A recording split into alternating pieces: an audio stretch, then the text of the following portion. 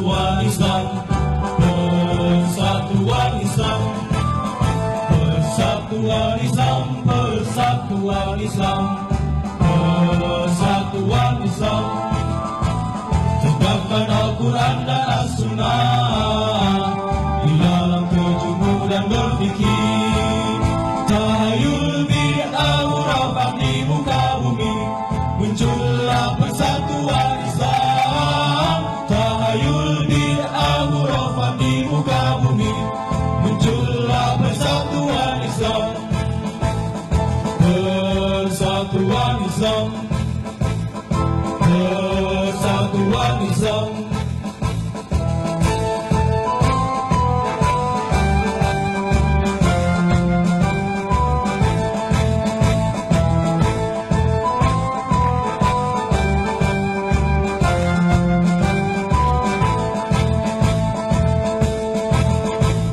Persatuan Islam, Persatuan Islam, Persatuan Islam, Persatuan Islam, Persatuan Islam, Persatuan Islam. Hidupkan, hidupkan Persatuan Islam, tegakkan Al-Quran dan As-Sunnah, lanjutkan perjuangan Rasul. Alhamdulillahirabbil alamin wa bihi nasta'inu ala umuri dunya waddin. Asyhadu an la ilaha illallah wa asyhadu anna Muhammadan abduhu wa rasuluh. Para pemirsa, kita jumpa lagi dengan TV Persis kerjasama dengan PP Persistri dalam program Ramadan kita. Syiar menggema Ramadan penuh makna.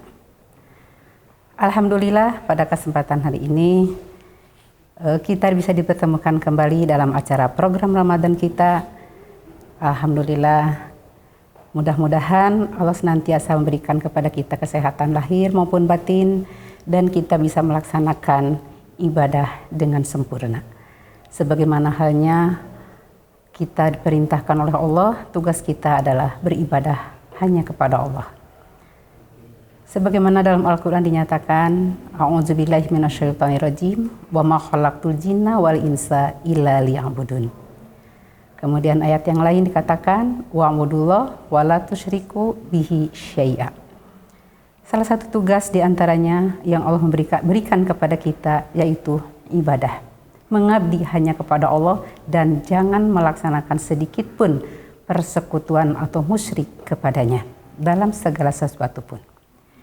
Kita punya satu tugas ibadah, mengabdi dengan semurni-murninya hanya kepada Allah, sehingga ibadah kita benar-benar menjadi ibadah yang mabrur.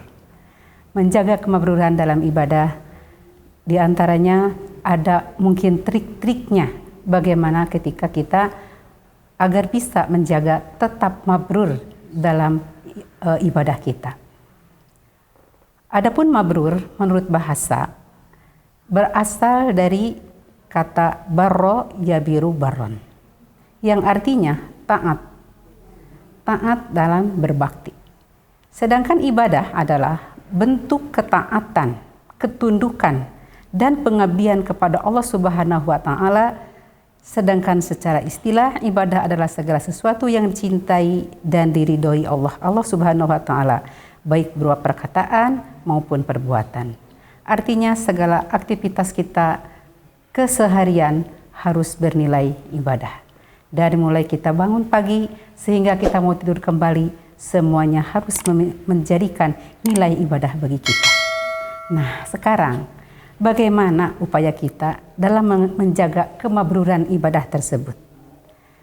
Di antaranya selalu meningkatkan kualitas ibadah. Itulah salah satu penjagaan kita untuk menjaga kemabruran kita dalam beribadah. Jadi selalu meningkatkan kualitas ibadah dengan cara memperkokoh mahabbatullah, memperkokoh kecintaan kita kepada Allah. Kemudian berupaya melestarikan amalan-amalan yang soleh dengan cara ittiba'ur rasul, yaitu mengikuti Rasulullah dengan cara ibadah sesuai dengan sunnah. Sebagaimana dalam Al-Quran dinyatakan, Qul in kuntum tuhibbunallah fattabi'uni yuhibbukumullah wa yaghfir lakum dunubakum. Wallahu ghafurur rahim. Katakanlah, jika kamu mencintai Allah, ikutilah aku. Niscaya Allah mencintaimu dan mengampuni dosa-dosamu. Allah Maha Pengampun, Maha Penyayang. Itu termaktub dalam Al-Quran surat Ali Imran ayat ke-31. Jadi tadi dikatakan dalam ayat tersebut, jika kita ingin dicintai Allah, maka ikutilah bagaimana yang Rasul ajarkan kepada kita, bagaimana sunnah-sunnah yang dilakukan dalam peribadahan keseharian kita. Dari mulai hal yang terkecil sehingga sampai hal yang terbesar, segalanya Rasul telah memberikan keteladanan, memberikan contoh kepada kita bagaimana kita dalam beribadah mengabdi kepada Allah Subhanahu wa taala tanpa ada sedikit pun musyrik. Tentu saja dalam mahabbatullah, dalam cinta kepada Allah, ada beberapa bukti cinta kita. Karena kita diberikan oleh Allah, dianugerahi rasa cinta, maka di antaranya bukti-bukti cinta, di antara cinta kepada Allah, rindu selalu ingin bertemu. Jangankan kepada Allah, kepada sesama insan pun, ketika kita mencintai seseorang, ada rasa rindu ingin bertemu dengan orang yang dicintai. Apalagi ini cinta kepada Allah. Jadikan cinta pertama kita hanya milik Allah, jangan untuk yang lain. Dan utamakanlah cinta itu milik Allah yang terutama. Yang pertama tadi kita selalu rindu ingin bertemu. Ingin selalu bertemu dengan Allah, baik itu lewat sholat, lewat ibadah-ibadah yang lainnya, itu seolah-olah kita merasa dekat dengan Allah. Kemudian yang keduanya, merasa nikmat berkhalawat, berdua-duaan, bermesraan dengan Allah lewat salat tahajud umpamanya. Kita merasa bagaimana belayan Allah ketika kita memohon dengan linangan air mata karena kita merasakan betapa kita banyak dosa. Tapi Allah membelai kita dengan rahmatnya, dengan ampunannya. Alhamdulillah, terasa betapa nikmatnya, betapa tenangnya hati ketika kita berkhalawat dengan Allah. Yang ketiganya, selalu sabar dalam mengarungi kehidupan. Karena dalam kehidupan itu tidak selamanya kita merasakan banyak anugerah, tapi ada juga musibah yang kita rasakan. Nah, baik musibah ataupun anugerah, tetap kita perlu sabar. Sabar dalam menerima anugerah yang begitu banyak, jangan menjadi sombong. Kemudian kita sabar dalam menghadapi musibah ketika kita mendapatkan musibah yang jelek. Nah, inilah salah satu di antara bukti cinta kepada Allah. Kita akan lebih paham bagaimana jurus-jurus kita dalam mendapatkan anugerah ataupun dalam mendapatkan musibah.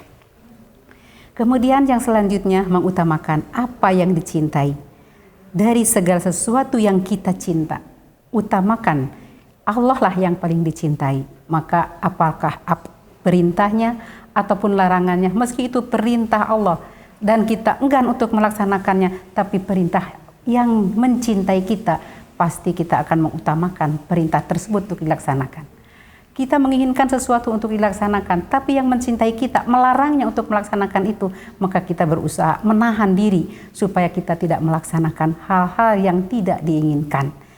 Kemudian selalu mengingatnya, selalu hadir dalam setiap aktivitas. Allah selalu dihadirkan setiap aktivitas dengan melalui doa-doa yang kita mohonkan kepada Allah, sehingga dimanapun kita berada, Allah selalu menemani kita. Baik kita dalam keadaan aktivitas di rumah, di luar rumah, ataupun di mana saja kita mengadakan aktivitas, hadirkan selalu Allah dalam seluruh kegiatan.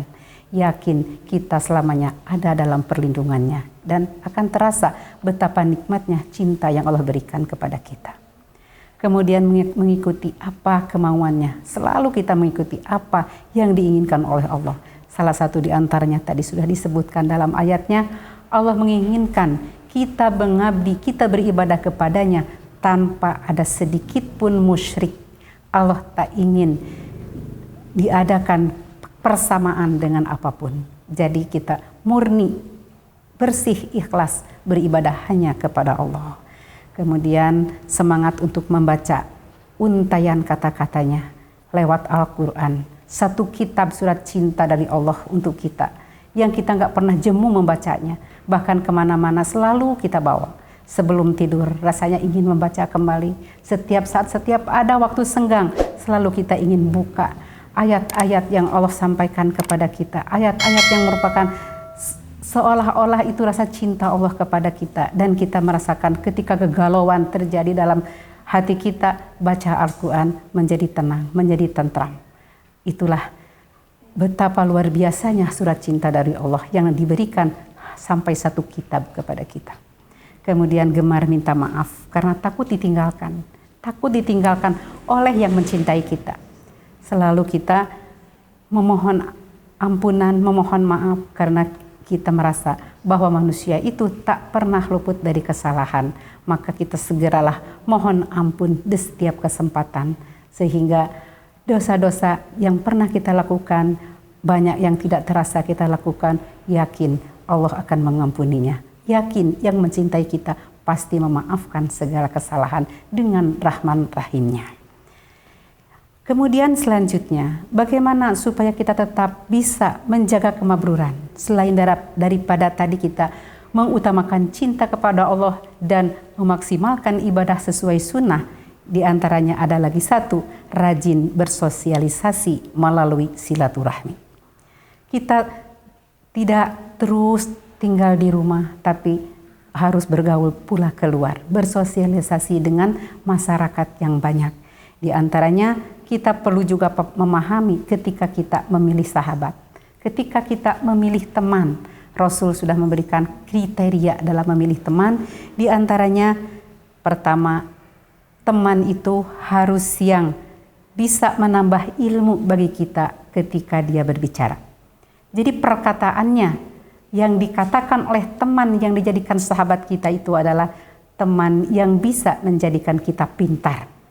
Teman yang bisa menjadikan kita banyak ilmu. Setiap kita ngobrol, setiap kita berbicara, setiap kita kongkow dengan mereka, nah maka itu akan menjadikan banyak ilmu bagi kita. Ilmu apapun, baik ilmu agama ataupun ilmu keseharian. Yang penting jangan ilmu yang menyesatkan. Jadi ilmu yang bermanfaat bagi kita, itulah yang bisa dijadikan teman. Kemudian kriteria yang kedua dalam memilih teman atau memilih sahabat itu harus membuat kita menjadi zikir kepada Allah. Dari pandangannya atau dari pendapatnya. Jadi membuat zikir kepada Allah artinya membuat kita menjadi orang yang baik. Karena setiap kita ingin melaksanakan segala sesuatu, umpamanya yang melanggar aturan, langsung kita mengingat Allah. Zikir kepada Allah sehingga tak jadi untuk melakukan hal-hal yang tidak sesuai dengan aturan karena teman kita selalu membuat kita mengingatkannya akan hal-hal yang kurang pantas untuk kita laksanakan, untuk kita lakukan. Kemudian yang ketiganya, kriteria dalam memilih sahabat itu orang yang harus bisa mengingatkan akhirat akan sikapnya, akan perbuatannya. Setiap aktivitas yang teman kita lakukan membuat kita mengingatkan kepada akhirat, mengingatkan kepada kita, kepada hari setelah kita kematian. Dan itulah menurut Rasul yang dikatakan orang yang cerdas. Jadi orang yang cerdas itu orang yang selalu mengingat akan kematian. Dan segala sesuatu dilaksanakan hanya karena Allah semata. Sedangkan sosialisasi kita dalam silaturahmi tadi, silaturahmi itu dalam definisi dikatakan menyambungkan apa yang mungkin menjadi baik dan mencegah apa-apa yang memungkinkan menjadi buruk. Jadi tidak semuanya dalam pertemuan itu disebut silaturahmi. Karena ada kemungkinan kita jangan datang ke tempat tersebut, itu pun bisa disebutkan silaturahmi. Karena ketika kita datang ke tempat itu, ada kemungkinan akan menjadi sebuah keburukan bagi kita. Maka silaturahminya kepada tempat itu artinya kita tidak mendatanginya jika hal tersebut menjadi buruk. Tapi kalau tempat itu bisa menjadikan beberapa kebaikan bagi kita, maka itulah perlu kita datangi. Yang akhirnya nanti akan menjadi kebaikan bagi kita. Itulah makna daripada silaturahmi. Bahkan ada lagi disebutkan, silaturahmi itu bukan saling kirim makanan. Tapi silaturahmi itu adalah menyambungkan sesuatu yang telah terputus. Maka Dalam persahabatan mungkin ada suatu saat bisa jadi terjadi ada perbentrokan paham, bisa menimbulkan sesuatu yang menjadi terputusnya tali persahabatan kita. Maka itulah yang perlu kita sambungkan kembali dengan cara bil hikmah, dengan cara penuh rasa kasih sayang, sehingga apa yang telah terputus bisa terjalin kembali dengan cara kita bertabayun dari apa yang telah terjadi. Mungkin mengirim makanan pun bisa saja merupakan salah satu alat untuk menyambungkan silaturahmi. Bahkan dengan senyum saja sudah bisa dijadikan alat untuk bersilaturahmi. Nah, itu diantaranya 3 hal yang untuk menjaga kemabruran dalam ibadah. Yang pertama adalah meningkatkan kualitas ibadah dengan cara memperkokoh mahabbatullah, yaitu memperkokoh cinta kita kepada Allah. Yang kedua, berupaya melestarikan amal soleh dengan cara ittiba'u rasul, yaitu mengikuti Rasulullah dengan ibadah sesuai dengan sunnah. Sedangkan yang ketiga untuk menjaga kemabruran ibadah itu yaitu dengan rajin bersosialisasi melalui silaturahmi. Demikian yang dapat saya sampaikan dalam program Ramadan kita, Siar Menggema Ramadan Penuh Makna. Semoga Ramadan kita menjadi Ramadan yang teristimewa dan mendapatkan pahala dari Allah, pahala yang istimewa. Itulah yang dapat saya sampaikan. Mohon maaf atas segala kekurangannya. Aqulu qauli hadza wastaghfirullah li wa lakum. Wassalamualaikum warahmatullahi wabarakatuh.